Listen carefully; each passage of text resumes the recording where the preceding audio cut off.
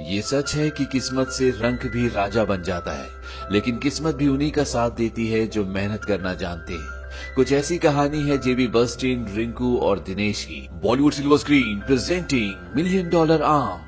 इस कहानी की शुरुआत में एक आदमी को दिखाया जाता है जिसका नाम जेबी बर्स्टीन है। वो अपने दोस्त और अपने पार्टनर ऐश वासुदेवन के साथ बैठा होता है। दरअसल इन्होंने अभी अभी अपनी एक कंपनी शुरू की है। ये दोनों स्पोर्ट्स एजेंट्स हैं जो अलग अलग टीम्स को, अलग अलग क्लब्स को प्लेयर्स प्रोवाइड करते हैं, जिसके बदले इन्हें कमीशन दिया जाता है। दरअसल अमेरिका में ये एक लीगल बिजनेस है, पर अब इनके जितने भी पुराने क्लाइंट्स थे, जितने भी प्लेयर्स थे, वो सब के सब रिटायर हो चुके हैं। इसीलिए इनके पास इतने ज्यादा प्लेयर्स नहीं हैं। इनके ऑफिस में एक फुटबॉल प्लेयर आता है जिसका नाम पोपो होता है और ये उसे एक टीम में पिच करना चाहते हैं, लेकिन वो इनसे पैसों की एडवांस डिमांड करता है जो इनके पास नहीं होती। इसीलिए इनकी डील कैंसिल हो जाती है और इस बात से जेबी पूरी तरह से परेशान होता है। उसे किसी भी कीमत पर नए अच्छे प्लेयर्स चाहिए ताकि वो दूसरी टीम में उनका कॉन्ट्रैक्ट साइन करवा सके। यही उसका काम है, लेकिन अब उसके पास प्लेयर्स नहीं है। और उसी रात को जब वो अपने दोस्त पार्टनर के साथ अपने घर पे बियर पी रहा होता है तो ऐश टीवी पर क्रिकेट मैच देखना शुरू कर देता है। जेबी कहता है कि गेम मुझे कभी समझ नहीं आई, इसमें बॉल को कहीं भी मार सकते हैं, इस गेम को कोई भी खेल सकता है। दरअसल अमेरिका में क्रिकेट को पसंद नहीं किया जाता, वहां पर बेसबॉल खेला जाता है। ऐश कहता है मैं अपने डैड के साथ इस गेम को देखता था और ये एक बहुत ही बेहतरीन गेम है। इंडिया में करोड़ों लोग इस मैच को देखते और खेलते हैं। दरअसल उस वक्त टीवी पर इंडिया का मैच आ रहा होता है, लेकिन जेबी को ये बात बिल्कुल समझ में नहीं आती। ऐश के जाने के बाद जेबी एक बार फिर से टीवी पर चैनल चेंज करता है और वहां पर एक चैनल पर क्रिकेट मैच चल रहा होता है और दूसरे चैनल पर ब्रिटेन्स गॉट टैलेंट। और ये देखकर जेबी के माइंड में एक आइडिया आता है। वो अपने दोस्त को बोलता है कि मिस्टर चैंग से हमारी एक मीटिंग रखो। दरअसल मिस्टर चैंग एक इन्वेस्टर हैं जो एशिया की कंट्रीज में बेसबॉल में इन्वेस्ट करना चाहते हैं। जेबी उन्हें बताता है कि इंडिया एक ऐसी कंट्री है जहां पर क्रिकेट के अलावा और किसी गेम को तवज्जो नहीं दी जाती और अगर कोई इंडियन एक बेसबॉल का इंटरनेशनल प्लेयर बनता है तो उसके साथ साथ लाखों करोड़ों लोग बेसबॉल को फॉलो करना शुरू कर देंगे और जितने ज्यादा फॉलोअर्स होंगे हमें बेसबॉल के सामान की, टी शर्ट्स की, कैप्स की उतनी ज्यादा जरूरत होगी। इसीलिए हम इंडिया जाकर बेसबॉल के प्योर टैलेंट को ढूंढना चाहते हैं। मिस्टर चैंग कहते हैं कि बेसबॉल में और क्रिकेट में जमीन आसमान का फर्क है। जेबी कहता है कि जिस तरह से क्रिकेट में बॉलर होता है उसी तरह से बेसबॉल में पिचर होता है और हम एक बॉलर को पिचर में कन्वर्ट कर सकते हैं। मिस्टर चैंग पूछते हैं कि तुम्हें इसमें कितना वक्त लगेगा। वो कहते हैं कि 2 साल। मिस्टर चैंग कहते हैं क्या तुम 1 साल में कर सकते हो? और जेबी 1 साल के लिए हाँ कर देता है। हालांकि एक बहुत बड़ा चैलेंज है, लेकिन उसे अब ये एक्सेप्ट करना पड़ेगा क्योंकि उसके पास अब और कोई चॉइस नहीं बची। इसके बाद वो एक पिचिंग कोच के पास जाते हैं जिसका नाम टॉम हाउस है। अपने जमाने में एक पिचर हुआ करता था, पर अब ये कई सालों से कोच है, इन्हें बहुत ज्यादा अनुभव होता है।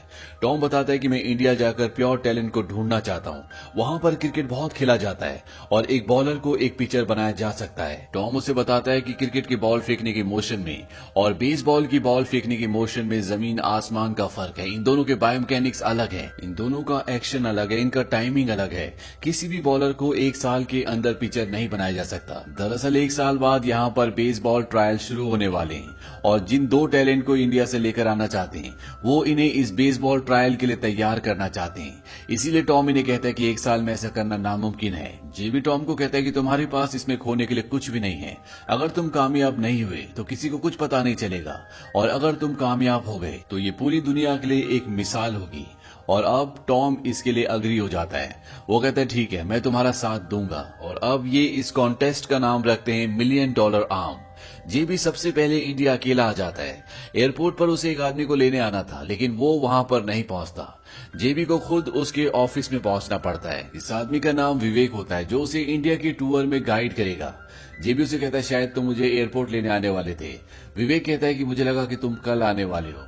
दरअसल वो अपने काम में बहुत ज्यादा फास्ट नहीं होता, इसीलिए जो भी सामान जेबी ने अब्रॉड से यहाँ पर भिजवाया होता है वो अभी तक कस्टम में फंसा होता है और जेबी उससे पूछता है कि हमें कब मिलेगा। विवेक कहता है कस्टम से सामान निकलवाने का जो सिस्टम है थोड़ा स्लो है, इसके लिए हमें पैसे देने होंगे। जेबी कहता है तुम्हारा मतलब है कि ब्राइब यानी कि रिश्वत। विवेक इस बात पर हंसता है। वो कहता है कि हम इस तरह के शब्दों का इस्तेमाल नहीं करते, हम इसे बाईपास सिस्टम कहते हैं जिसमें हम पैसे देके सामान को जल्दी निकलवा लेते हैं। और अब ये दोनों कस्टम के उस ऑफिस में जाते हैं जहां पर इनका सामान है। जेबी अपना सामान निकलवाने के लिए उसे पैसे देता है। इस बात पर वहाँ का जो इंचार्ज होता है वो भड़क जाता है और इन दोनों को कहता है कि जाओ 3 हफ्ते बाद आना, 3 हफ्ते बाद तुम्हारा सामान मिलेगा, और वहां से निकाल देता है। जेबी अब बहुत परेशान होता है क्योंकि उसे सामान की जरूरत है। उसमें बेसबॉल की बैट, टी शर्ट सब कुछ है। और अगले पल वही इंचार्ज जिसने अभी कुछ देर पहले ने कहा था कि 3 हफ्तों बाद आना, इन दोनों को डांट कर भगाया था, वो पीछे इनके सामान का टेम्पो लेकर आ जाता है जिसमें जेबी का सारा सामान होता है। और जेबी समझ जाता है कि ये इनका बाईपास सिस्टम है और अब जेबी को उसका सारा सामान मिल चुका है। यहाँ पर जेबी से एक और लड़का मिलने आता है जिसका नाम अमित रोहन होता है और वो जेबी को कहता है कि मैं इस $1 मिलियन आर्म में आपके साथ रहना चाहता हूँ, मैं इसके लिए आपसे कोई भी सैलरी चार्ज नहीं करूंगा। ये सुनकर जेबी उसे अपने साथ रख लेता है ताकि उसे इंटरप्रेटर यानी कि जो इंग्लिश को हिंदी में समझा सके और हिंदी भाषा को उसे इंग्लिश में समझा सके, इस तरह का काम उसके लिए कर ले। यहाँ पर यूएस से एक और आदमी जेबी का साथ देने के लिए आता है जिसका नाम रे होता है। ये एक ऑल टाइम स्काउट है, लेकिन ये सोता ज्यादा और काम कम करता है, लेकिन इसे अपने काम की बहुत नॉलेज होती है। और अब ये सब के सब अपना पूरा सामान लेकर मुंबई से निकल जाते हैं और अलग अलग शहरों में टैलेंट ढूंढना शुरू करते हैं, लेकिन इन्हें कहीं भी कोई टैलेंट नहीं मिलता। हर जगह इन्हें निराशा ही मिलती है क्योंकि इन्हें कम से कम 80 माइल पर आवर की स्पीड से बॉल फेंकने वाला लड़का चाहिए, लेकिन अभी तक इन्हें 65 से ऊपर कोई भी नहीं मिला होता। धीरे धीरे शहर बदलते बदलते लखनऊ पहुंच जाते हैं जहां पर एक लड़का ट्रायल के लिए आता है जिसका नाम दिनेश होता है। दिनेश पहले हॉकी खेला करता था, लेकिन अब वो अपने पिता के साथ उनका ट्रक चलाता है क्योंकि उसके पिता के कमर में दर्द रहता है। दिनेश यहाँ पर ट्रायल के लिए इसलिए आया क्योंकि वो इनाम जीतना चाहता है। $1 मिलियन आर्म कॉन्टेस्ट में जो भी 2 लोग सेलेक्ट होंगे उनमें से पहले इनाम के रूप में $1 मिलियन दिए जाएंगे और जो दूसरे नंबर पर आएगा उसे $10,000 दिए जाएंगे। दिनेश अपने पिता को नया ट्रक देना चाहता है, इसीलिए वो इस कंपटीशन को जीतना चाहता है। और जब दिनेश अपनी पहली बॉल फेंकता है तो न सिर्फ निशाने पर लगती है बल्कि उसकी स्पीड 80 मील प्रति घंटे से ज्यादा होती है। और इसके बाद वो एक के बाद एक 4 बॉल्स फेंकता है और चारों की स्पीड 80 से ऊपर होती है। और यहाँ पर जेबी को पहली बार एक उम्मीद दिखती है। यहीं पर एक लड़का और आता है जिसका नाम रिंकू होता है और ये भी क्रिकेट नहीं खेलता, ये एक जेवलिन प्लेयर होता है। और जब वो अपनी पहली बॉल फेंकता है तो उसकी स्पीड भी 80 से ऊपर होती है। यहाँ से इन दोनों को फाइनल राउंड के लिए सेलेक्ट कर लिया जाता है जो कि मुंबई में होना है। और अब ये दोनों के दोनों मुंबई पहुंच जाते हैं जहां पर और भी बहुत सारे लोग होते हैं जिन सबको सिलेक्ट किया गया है। और इन सब में से जो 2 सबसे अच्छा परफॉर्म करेंगे न सिर्फ उन्हें इनाम दिया जाएगा बल्कि उन्हें यहाँ से यूएस भी ले जाया जाएगा जहां पर उन्हें बेसबॉल की ट्रेनिंग दी जाएगी। और अब इनके कंपटीशन का फाइनल डे आता है। सब वहां पर अपनी अपनी बॉल थ्रो करते हैं और जब दिनेश की बारी आती है तो वो 4 की 4 बॉल 80+ फेंकता है और अभी तक सबसे टॉप पर वही होता है। और अब बारी आती है रिंकू की। रिंकू लेफ्टी होता है और साथ ही साथ उसका एक खास एक्शन होता है, वो बॉल पकड़कर एक पैर पर बहुत देर तक खड़ा रहता है और उसके बाद वो बॉल फेंकता है।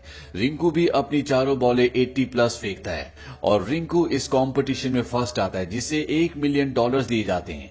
और सेकंड नंबर पर दिनेश आता है जिसे $10,000 दिए जाते हैं। और इसके बाद जेबी और उसकी टीम इन दोनों लड़कों के घर इनकी फैमिली से मिलने के लिए जाते हैं। दिनेश अपने पिता को अपने इनाम के पैसों से छोटा ट्रक खरीद कर देता है। उसके पिता उसे अपने गले से लगा लेते हैं और कहते हैं कि एक दिन तुम हमारा नाम रोशन जरूर करोगे। यहाँ पर जेबी और उसकी टीम देखती है कि ये दोनों ही लड़के बहुत गरीब फैमिली से होते हैं। और अब जेबी रिंकू और दिनेश के साथ अमित को भी यूएस ले जाता है क्योंकि रिंकू और दिनेश को इंग्लिश बोलनी नहीं आती। और अब अमित इनके बीच में बाइलिंगुअल का काम करेगा, यानी कि वो इनकी बातें जेबी को और जेबी की बातें इन्हें समझाएगा। अब ये सब के सब गाड़ी से एयरपोर्ट से होटल की तरफ जा रहे होते हैं और तभी इन्हें पता चलता है कि इन दोनों में से कोई भी क्रिकेट नहीं खेलता। इनमें से एक को जेवलिन और दूसरे को हॉकी पसंद है। ये दोनों क्रिकेट देखना भी पसंद नहीं करते। और साथ ही साथ इनके साथ जो तीसरा लड़का होता है जिसका नाम अमित है, उसे भी क्रिकेट पसंद नहीं है। ये सुनने के बाद जेबी शॉक्ड हो जाता है क्योंकि उसके दोस्त ऐश ने कहा था कि इंडिया में हर कोई क्रिकेट पसंद करता है। अब जेबी और ऐश इन तीनों को होटल छोड़कर अपने अपने घर चले जाते हैं और तभी जेबी को होटल से कॉल आता है। और जब जेबी होटल जाता है तो उसे बताया जाता है कि जब ये तीनों एलिवेटर में थे तो इन्होंने स्टॉप का बटन दबा दिया और जब एलिवेटर रुक गया तो ये डर गए। इन्होंने फायर अलार्म का और एलिवेटर अलार्म का बटन दबा दिया और अब होटल वाले इन तीनों को वहां नहीं रखना चाहते, इसीलिए मजबूरी में जेबी को इन तीनों को अपने घर लाना पड़ता है और अब ये तीनों जेबी के साथ रहेंगी। अगले दिन ये प्रैक्टिस के लिए जाते हैं। प्रैक्टिस में जब इन्हें बेसबॉल का ग्लव्स दिया जाता है तो इन्हें समझ नहीं आता कि ये क्या है। इन्हें बताया जाता है कि इसे हाथ में पहना जाता है और अब इनकी प्रैक्टिस शुरू होती है। यहाँ पर टॉम इन्हें प्रैक्टिस करवाता है और प्रैक्टिस के बाद जब जेबी टॉम से पूछता है क्या तुम्हें लगता है कि 6 महीने में तैयार हो जाएंगे, टॉम कहता है कि दोनों मेहनती है, सीरियस प्रैक्टिस करते हैं, जैसा मैं कहता हूँ वैसे ही करते हैं, लेकिन जो मैंने आज देखा मुझे नहीं लगता कि इन्हें 6 महीने में तैयार किया जा सकता है।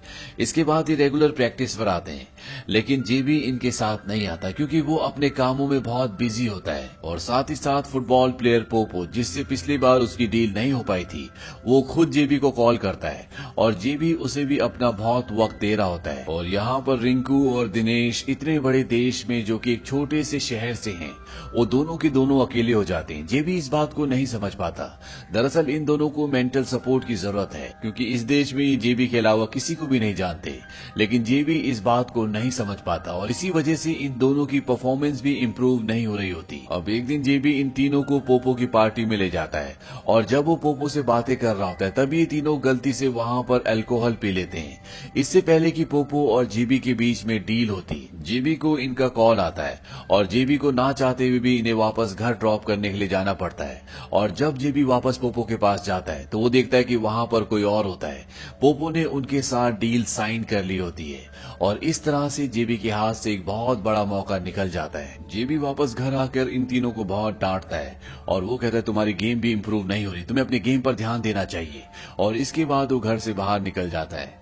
जेबी के यहाँ पर एक टेनेंट भी रहती है जिसका नाम ब्रेंडा है और ब्रेंडा जेबी को समझाती है कि उन दोनों को तुम्हारी जरूरत है, इस देश में वो तुम्हारे अलावा किसी को भी नहीं जानते।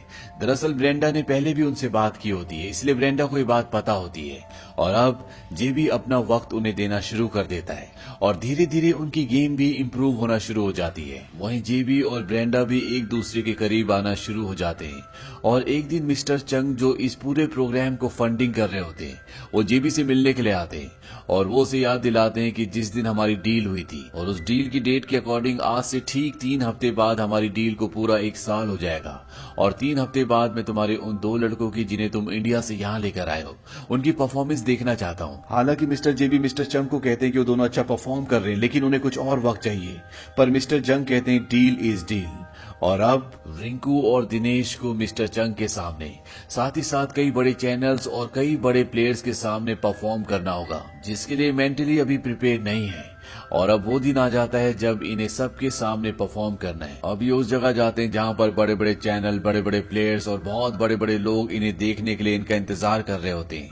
उन सबको देखकर ये नर्वस हो जाते हैं और इनकी परफॉर्मेंस यहाँ पर बहुत वीक होती है। जिस लेवल का ये आमतौर पर परफॉर्म करते हैं, इनकी परफॉर्मेंस उससे भी बहुत डाउन होती है, पूरी तरह से डिजास्टर होता है। जेबी इन दोनों की परफॉर्मेंस देखकर बहुत ज्यादा डिसअपॉइंटेड होता है और तभी उसके पास मिस्टर चंग आते हैं जिन्होंने इस पूरे प्रोग्राम की फंडिंग की है और वो जेबी को कहते हैं कि कांग्रेचुलेशंस, मैं अपनी डील को 3 साल के लिए और बढ़ाता हूँ। इन दोनों लड़कों का सफर यहीं पर खत्म होता है, लेकिन हम इसी तरह से और भी टैलेंट ढूंढ सकते हैं। दरअसल जो भी इन्होंने किया होता है, इन्हें इससे बहुत पब्लिसिटी मिली होती है, यानी कि इनका $1 मिलियन आर्म प्रोजेक्ट पूरी तरह से कामयाब हुआ, इसीलिए वो आगे भी ऐसा करना चाहते हैं। मिस्टर जेबी इस पूरे ट्रायल के फेल होने के बावजूद भी जीत गए क्योंकि अब उनके पास मिस्टर चंग है जो उन्हें फंडिंग कर सकते हैं और यही वो चाहते थे। पर यहाँ पर दिनेश और रिंकू दोनों पूरी तरह से टूट जाते हैं क्योंकि वो जो करना चाहते थे वो नहीं कर पाए, वो इस ट्रायल में पूरी तरह से फेल हो गए। मिस ब्रेंडा जेबी से कहती कि इन दोनों को एक और मौका मिलना चाहिए, इनका एक और ट्रायल होना चाहिए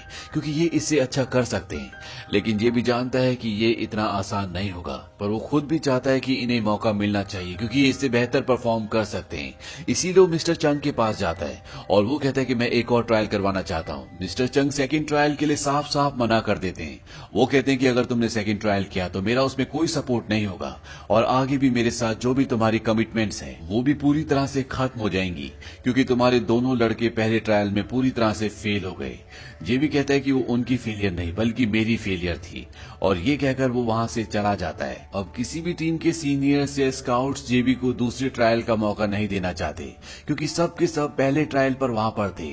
और तभी उसके पास वो आदमी आता है जिसका नाम रे है जो जेबी के साथ इंडिया में था और रे उसे मिस्टर वॉल्टर से मिलाता है। Mister Walter Pittsburgh pirates team के हेड स्काउट हैं और जब पहला ट्रायल हुआ था तो वहां पर नहीं थे, इसीलिए वो जेबी को दूसरे ट्रायल का मौका दे देते हैं। और अब इन दोनों का एक बार फिर से ट्रायल होगा। जेबी वापस घर आता है और वो देखता है कि इन तीनों ने उसके लिए एक डेट अरेंज की है और ये मिस ब्रेंडा के साथ है। यहाँ पर सब कुछ इंडियन स्टाइल में होता है और जेबी इन दोनों को बताते हैं कि तुम्हारा एक और ट्रायल होगा, जिससे दोनों बहुत खुश होते हैं। और अब वो दिन आता है जब इन दोनों को एक बार फिर से ट्रायल देना है। टॉम जो कि इनका कोच है वो जेबी से कहता है कि दोनों अभी भी नर्वस लग रहे हैं, तुम्हें इनसे बात करनी चाहिए। लेकिन जेबी खुद नहीं जाता, वो अमित को भेजता है। वो कहता है तुम हमेशा बेसबॉल के कोच बनना चाहते थे, जाओ और उनसे बात करो। अमित उन दोनों के पास जाता है और वो इन दोनों को कहता है कि मैं हमेशा से एक बेसबॉल का प्लेयर बनना चाहता था, लेकिन मैं यहाँ तक पहुंचने के बारे में सपने में भी नहीं सोच सकता था। लेकिन अब तुम्हारे पास वो मौका है जब तुम एक असली बेसबॉल के प्लेयर बन सकते हो और इसके बाद इंडिया का हर एक बच्चा तुम जैसा बनना चाहेगा। जाओ और कर दिखाओ ताकि हम सबको तुम पर प्राउड हो।